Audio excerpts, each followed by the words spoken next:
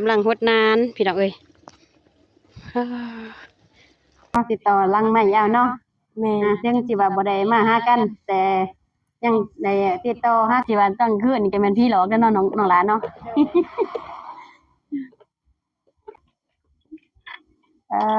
เต้าพี่น้องเอ้ย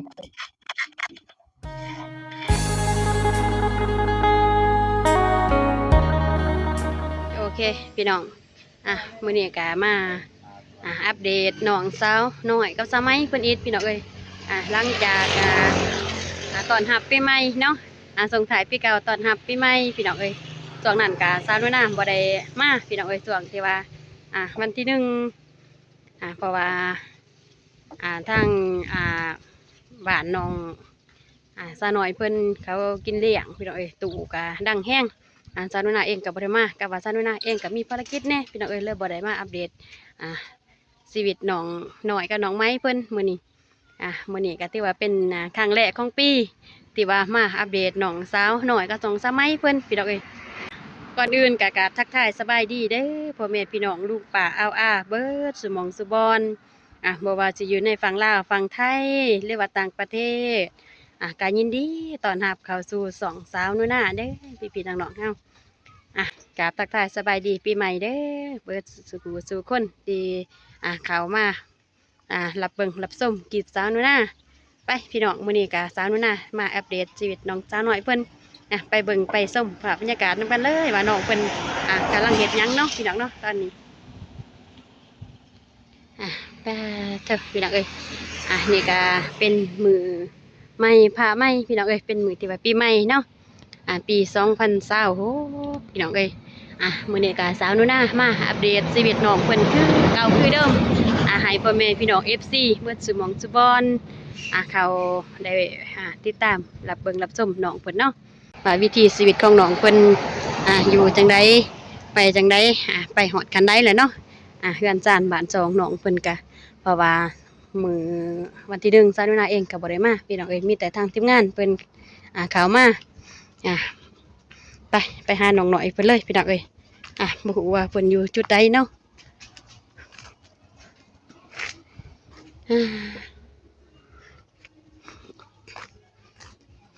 สบายดีเอ้าเฮ็ดหยังอยู่นะฮะปาดมะคุงโอ้สิตำมะคุงบ่เอ้าน้องน้อยเพิ่นอยู่เฮือนบ่อยู่เพิ่นฮดนาน โอ้เปิดโพดนานบ่โอเคไปหาน้องน้อยเพิ่นเป็นหมู่เพิ่นบ่โอ้ชื่อจะได้สลาโอ้พี่น้องเอ้ยน้องสลาเพิ่นมาตำมะคุงน้ำกันกับน้องสาวน้อยเพิ่นมื้อนี้เนาะแต่ว่าน้องน้อยเพิ่นไปฮดนานพี่น้องเอ้ยโอเคเอ้ยขอโตวไปหาน้องน้อยเพิ่นก่อนเด้อเดี๋ยวจะน้องเอ้ยมาหาใหม่พี่น้องเอ้ยไปสลาเพิ่นว่าน้องสาวน้อยไปฮดนานพี่น้องเอ้ยโอ้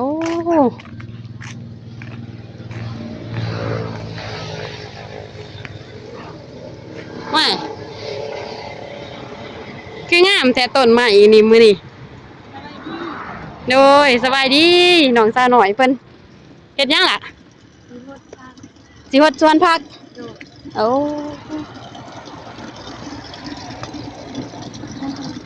เป็นจะได้ปีใหม่ปีเมือนม่วนบ่ม่วนโอ้มาอัปเดตชีวิตน้องเพิ่นมื้อนี้น้องเพิ่นก็กำลังฮดนานพี่น้องเอ้ยมางวดนี่คือหลายนานเลยเนาะไผขุดล่ะน้องสาวน้อยเองบ่โอ้น้องสาวน้อยเพิ่นขุดได้หลายนานเลยเนาะ1 2 3 4 5 6 7โอ้8นานได้8นานแล้วพี่น้องเอ้ยไปเด้อ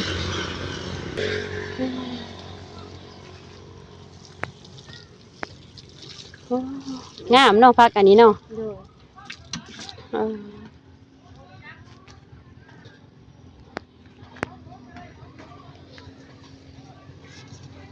อ้าบ่าวมิกสบายดีบ่าวมิกบ่าวอีแห้งเด้อสาวน้อยนาแห้งบ่มีไม้เด้อนี่ โดยกำลังมาหอดบ่โดยประมาณกัน เดี๋ยว เด้ไม่บ่มีเอาบ่ ไม่เอาแล้วเนาะแห่งซาโดนาบ่มีไม้จังซี่นี่ เป็นไม้ทางผู้ใหญ่ทางเบาสายน่ะฝากมาให้ โอ้โดยโดย เบามิกก็ใส่บ่ได้ โดย เพราะว่านี่แหละโทรศัพท์มันบ่ถือเนาะ โอ้ โทรศัพท์บ่มิกใส่บ่ได้แต่ว่าก็ถือมาซื่อๆพี่น้อง โดยโดย ก็พอดีสาวนุ่นน่ะบ่มีก็บ่มิกให้ยืมก่อนก็ได้พี่น้อง โดยขอบใจเด้อบามิก อ่า ซาโดนาก็บ่เป็นใส่เด้นี่บ่เคยใส่ใหม่โดยให้บามิกแล้วใส่ให้ อ่า ขอบใจเด้อบามิกเด้อ โดย เออลองใหม่ๆก่อนพี่น้องเอ้ย ขอบเบิ่ง โดย บ่ ค มิ รั ก บ ก็บ่ได้ลองนะเพราะโทรศัพท์บ่มิกใส่บ่ได้ โดยโอเคไปหาน้องเพิ่นก่อนเจ้าพี่น้องเอ้ย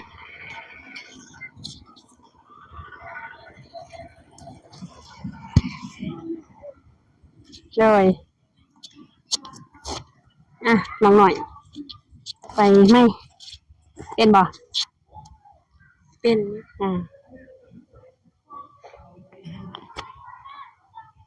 โอเคโอ้อากาศมันนี่หนาวเนาะโดยส้มว่าตอนหับปีใหม่อลีได้นี่พี่น้องเอ้ย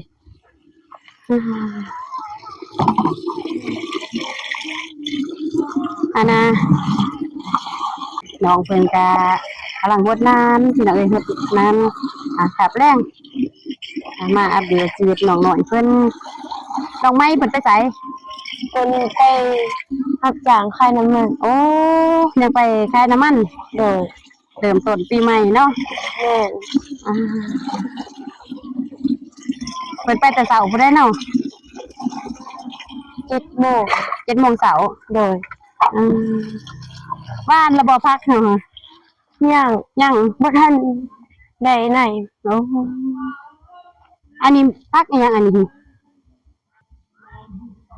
ประกาศบ่ได้แนวเพิ่นมาแต่ไสนี่เพิ่นไปเอาน้องข้างบ้านนี่บ่โดยโอ้เสียงเอ้ยมามื้อนึงเห็นหมู่จะบ่เพิ่นพักบักหุ่งอยู่ในจังเฮือนแม่นโอ้สิตำบักหุ่งกินบ่มื้อนี้โดยโอ้น้องซาน้อยเพิ่นสิตำบักหุ่งดีมื้อนี้พี่น้องเอ้ยของแซ่บแล้เนาะสมเมืองลาวหั่นแหละหั่นพี่น้องเอ้ย ตำบักหุ่งนี่สุดยอดเลย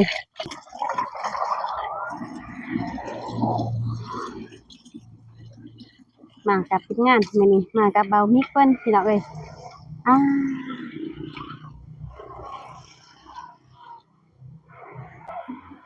ปลูกแล้วบ่น้องหน่อยได้บ้านใส่แล้วบ่หยังที่ยังหยังเนาะบ่ทันได้มีในพักบ่โดยบ่ทันได้มีโอ้เปล่าเจ็บเพิ่นว่าเพิ่นสิซื้อบ่ซื้อมาให้บ่แม่นมื้อนี้ก็เห็นทางทีมงานเพิ่นก็พากันขึ้นไปหาเบาเตียงไปทางสวรรค์นี่แล้วบ่น้องโคตรนี่แล้วโดยโอ้บ่ได้เก็บผักบ่เก็บอยู่บ่โดยเก็บผักขึ้นไปกินกับสมมะคุงบ่แม่นก็คักแล้วเนาะน้องน้อยเนาะแม่นกินตำมะคุงกับผักสลัด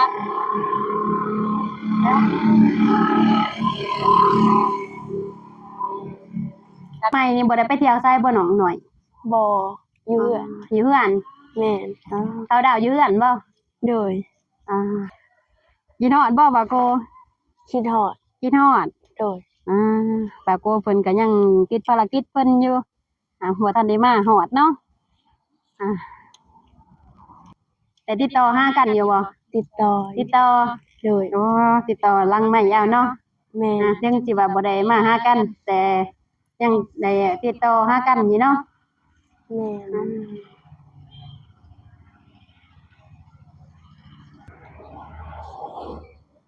ได้แล้วบ่เก็บผักโดยพอแล้วโอเค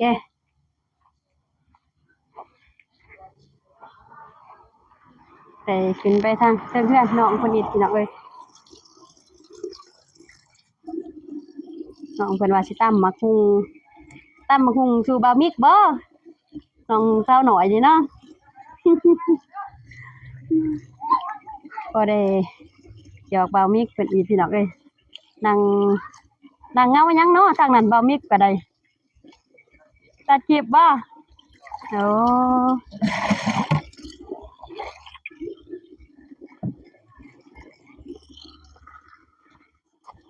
ให้ซื้อให้นี่ซื้อเองบ่อันนี้ บ่ เครื่อง เจ็บ บ่เจ็บซื้อให้โอ้บ่เจ็บซื้อให้ โดย โอ้มือข้าวดาวอันบ่ แม่น โอ้คือว่ามื้อนั้นก็เบาเจ็บเพิ่นก็ได้มาข้าวดาวนำบ่อยู่ข้าวหนึงติ แม่น โอ้เพราะว่าเบาเจ็บเพิ่นก็มีภารกิจทางบ้านนี่เนาะผูกแขนคือว่าผูกแขนผูกแขนแม่เพิ่นบ่ โดย อืมครับตอนปีใหม่ผูกแขนครับเอ้าแม่เพิ่นอยู่ทางบ้านอยู่พี่น้องเอ้ยเลยว่าบ่ได้อยู่นำน้องใหม่เพิ่นเนาะอืมสบายดีเฮ็ดหยังอันนั้นโอ้สูตรมองปลูกมักแตงต่อบ่โอ้โดยอ่ะไปหาน้องไหมน้องหน่อยเพิ่นก่อนแต่น้องหน่อยสิว่าโอ้หนูนี่กินฮอดเอ้ยไหมบ่เนาะ ลงหน้าลงหลังเลยอยู่เนาะจ้าเถอะกลับมาทางพี่น้องศาลาเพิ่นพักกระคุงเรียบร้อยแล้วเนาะโอ้ไว้เนาะน้องศาลาเพิ่นเฮ็ดจักหน่วยมาคุง หน่วยเดียว หน่วยหนึงโอ้หน่วยหนึงก็ยังลายตำมาคุงนี่ก็มันก็สุดยอดโดดตินี่เนาะใส่ส้มอีหยังอันนั้นมักเอิกโอ้ อยู่กระตาก็มี อ่ะให้ผู้เสพผู้สาวเพิ่นตำส้มให้กินเนาะมื้อนี้เนาะมาถือว่าโชคดีแล้วมื้อนี้มาพ่อน้องเพิ่นกำลังตำมะคุงเนาะอ่ะไปนอนทางลุมนี่ล่ะ นอนดินซื่อเศร้า อยู่นอนนี่ซื่อๆบ่ บ่ คือว่ามางวดนี้เรือนซ่านน้องเพิ่นสะอาดดีเนาะน้องเพิ่นมีอันตอนรับปีใหม่เนาะล่ะเนาะ แม่น อืม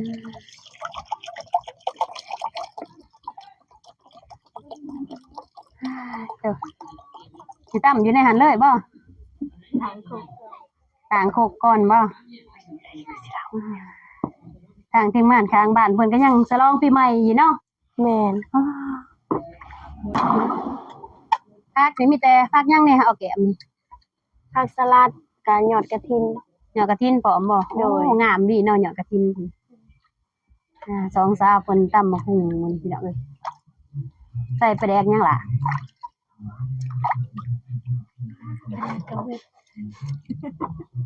ปลาแดกหมดแล้วบ่อ่าใส่กะปิเอาบ่ โดย อ่า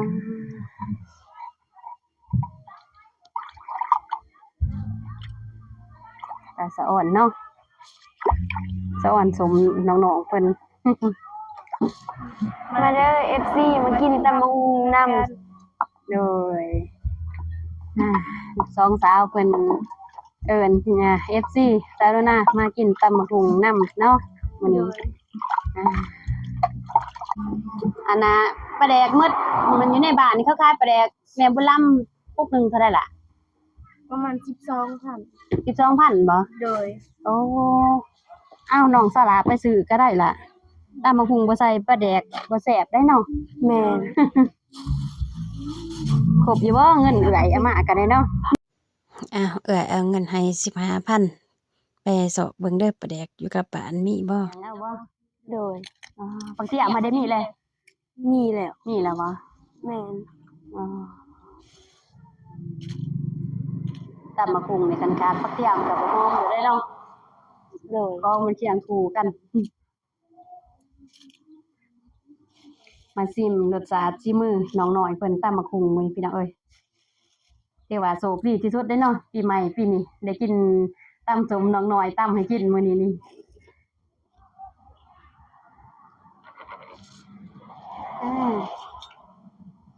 ปุ๊ก10,000โอ้เดี๋ยวว่าโชคดีแล้วเนาะ เขาขายถูกเนาะทางนี้เนาะปลูก10,000นี่คือ โดย ปลูกปลาแดกแม่บุญลำไปน้องเพิ่น บ่ใส่ได้เถิดเลย แกะกล่องเลยปลาแดกกะปิทุกอย่างแกะกล่องใหม่เลยเนาะ โดย แสบคักแล้วมื้อนี้นี่มักเผ็ดบ่น้องน้อย แม่น อ่า แต่ว่าหมูกินเผ็ดนำบ่ได้ หมัวน้องสลากินเผ็ดบ่ได้บ่น้องสลา โดย โอ้น้องสลากินเผ็ดบ่ได้เนาะแต่น้องน้อยเองเพิ่นว่ามักเผ็ดเนาะ โดย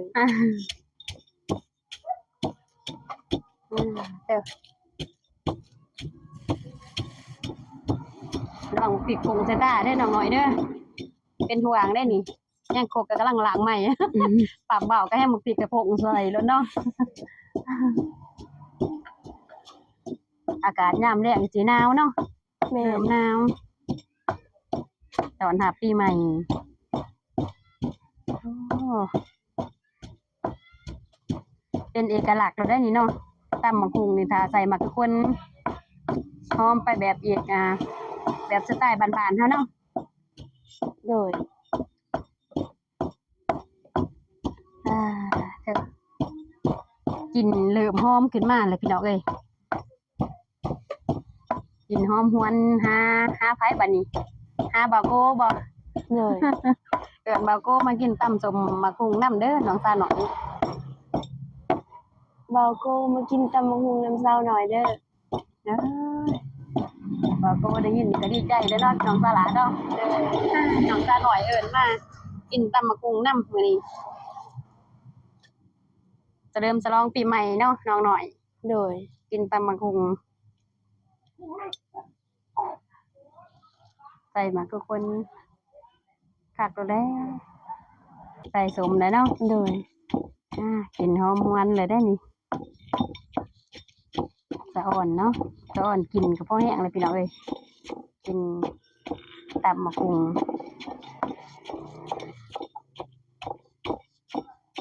สมอันดับหนึ่งเมืองลาวเฮาได้นี่เนาะ โดย ถ้าเว้าเรื่องตำบักหุ่งนี่ว้ายตำอยู่ไสก็มาส่งกินมาหาแล้วเนาะน้ำลายย่อยย่อยโดดใส่น้ำตาล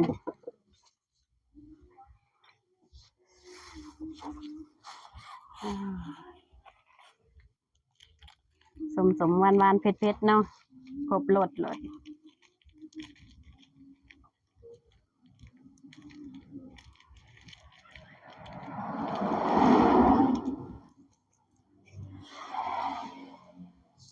หมักหวานอยู่บ่เนาะ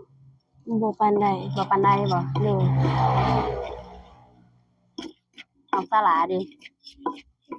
คือกันบ่เดี๋ยวพอจะมาเป็นหมู่กันได้เนาะ มักสมหลายกว่า หมักสมหลายกว่า โดย อ๋อ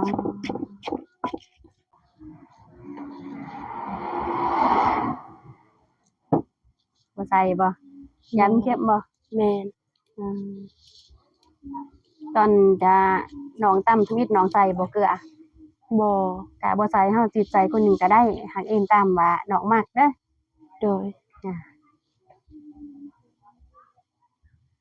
สั่นก่อนแล้วบ่ปลุกปลาแดกเอาถ้าเฮาใส่ปลาแดกครั้งแรกเฮาต้องได้สั่นก่อนเขย่าสั่นให้เครื่องเทศของมันเข้ากันเด้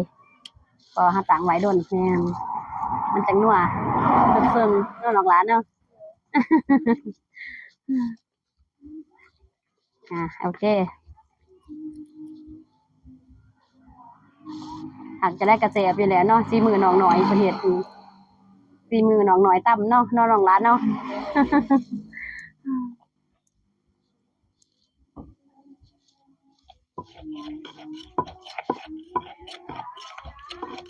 เจ้าอ่อนกินบ่ให้เว้าเลยเนาะกินเต้ดังขนาดเนาะน้องละว่าน้องลาเนี่ยน้ำลายย่อยแล้วบ่ มันยินกลินหอมนี่เนาะน้องน้อยเนาะ แม่น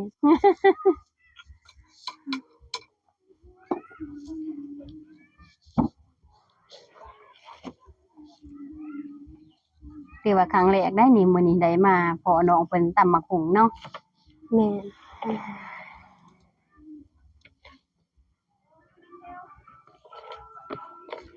เสียงหยังมาดังทางแก่เฮานี่ คันสิว่าตอนคืนนี่ก็แม่นพี่หลอกกันเนาะน้องหลานเนาะ เดี๋ยว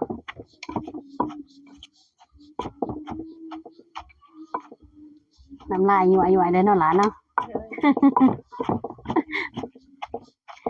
กินหอมทะลุจอเลยเนาะ น้องสาวน้อยตำมะกุ้งมื้อนี้เลย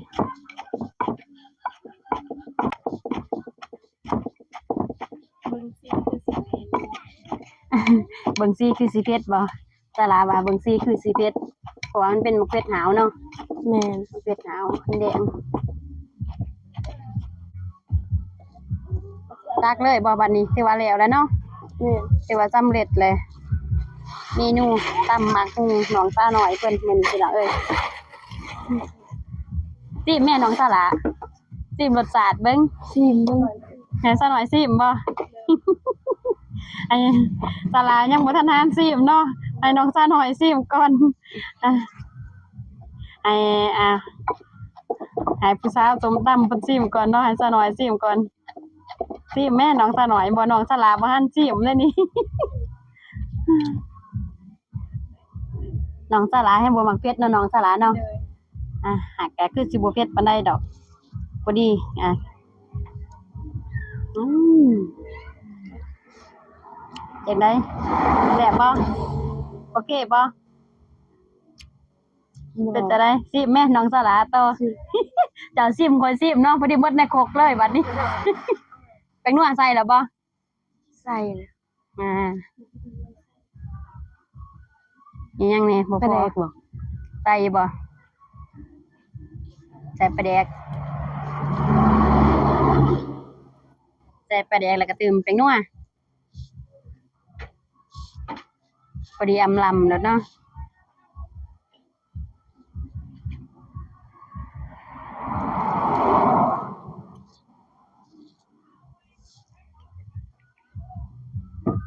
น้องทำไมนี่พอดี6 โมงพุ่นเนาะมาฮอดเนาะ แม่น บ่ทันกินแล้วตามมาพุงมื้อนี้น้องทำไมเพิ่น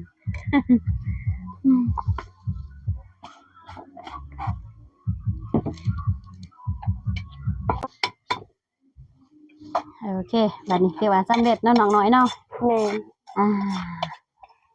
สมตำน้องน้อยมื้อนี้เท่าพี่น้องเอ้ย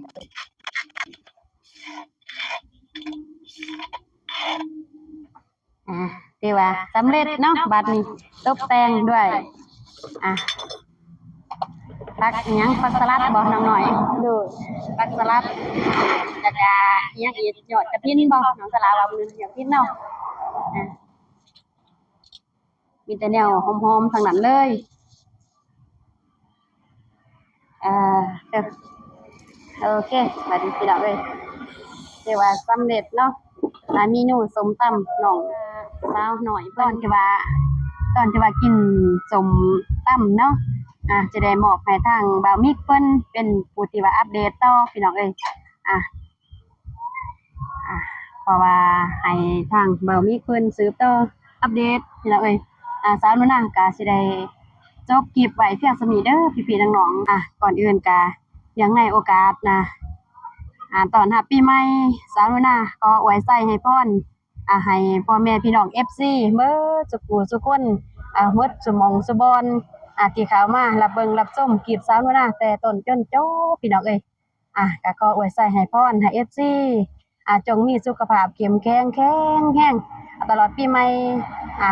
บ่ว่า FC สิเฮ็ดการงานจังไดก็ขอให้เฮงๆปังๆเด้อพี่ๆน้องๆโอเคพี่น้องคลิปนี้สาวนุ่นน่ะก็ขอตัวไว้เพียงส่านี้เด้อพี่ๆน้องๆเฮาพอกันใหม่คลิปต่อไปเนาะบ๊ายบาย